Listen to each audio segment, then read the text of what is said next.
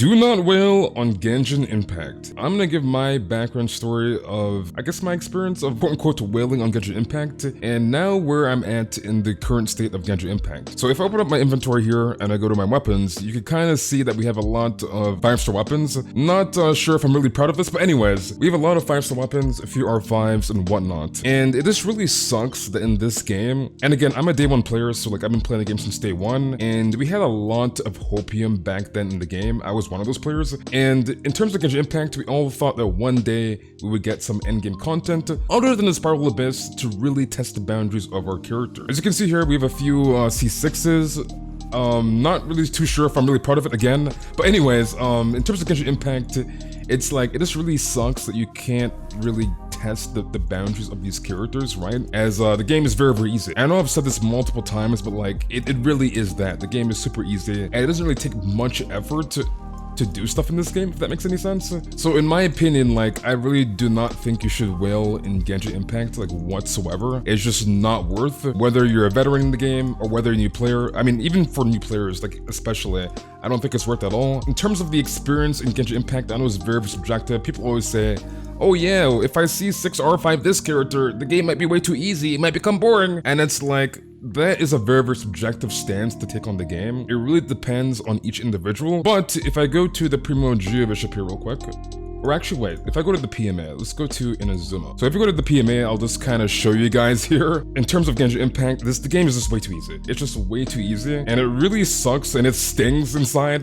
that like, you don't really have much you can really do to like really test out your characters, if that makes any sense, to test the boundaries of your characters. Because if I do this, and I drop my burst, and use my Anchor Burst, right? He's dead, okay? I killed his entire family. If you look at his HP, I don't know how much damage that did, but we killed his entire bloodline, okay? So it just really sucks that you can invest so much into your characters, and at the end of the day, this is all you have to do in Genshin. This is it, boys. This is it. Which is why I always strongly encourage. I remember back in the day, you'd always like joke around and meme like, oh yeah, if you don't have a character, the swipe, forehead, the swipe, lol. And it's like, it's just not even worth joking around with that like meme anymore. Like, you know what I mean? Like, I feel kind of like a tyrant and an absolute menace trying to encourage somebody to swipe in the game, when in reality, it's just not really worth at all. Because as you can see here, like pretty much anything open world is very, very easy killable, if that makes sense, right? It's not too hard to kill things in open world.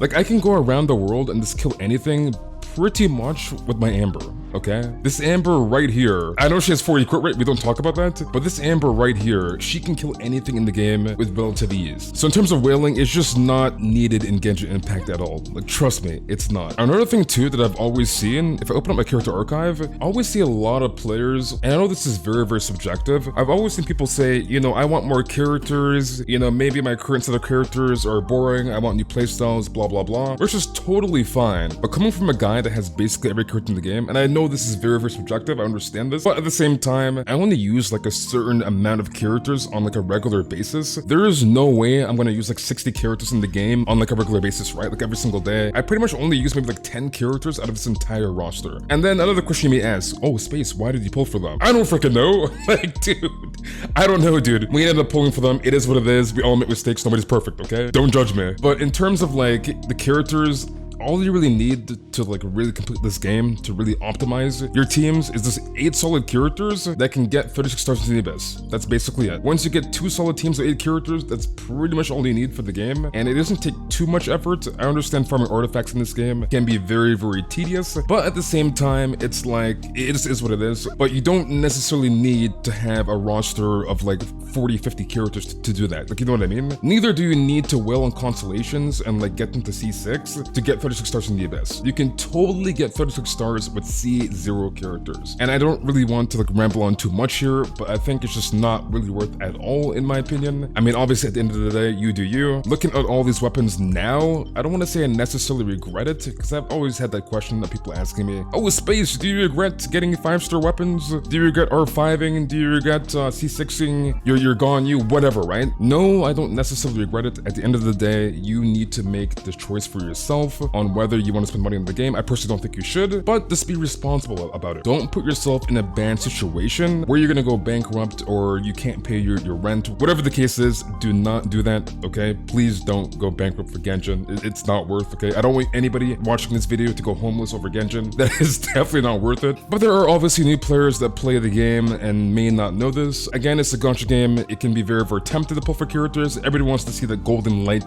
that golden glow, and get their limited 5-star pull that they've always wanted. But at the same time, reruns do exist, so you can always wait for the rerun.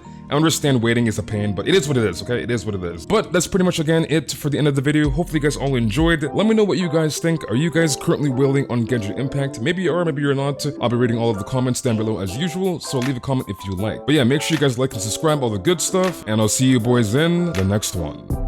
Told my brothers one day we gon' make it. We just gotta grind for that paycheck. Mama told me one day I'll be famous. Remember when she used to say she hate this? Back then they would laugh when I say shit.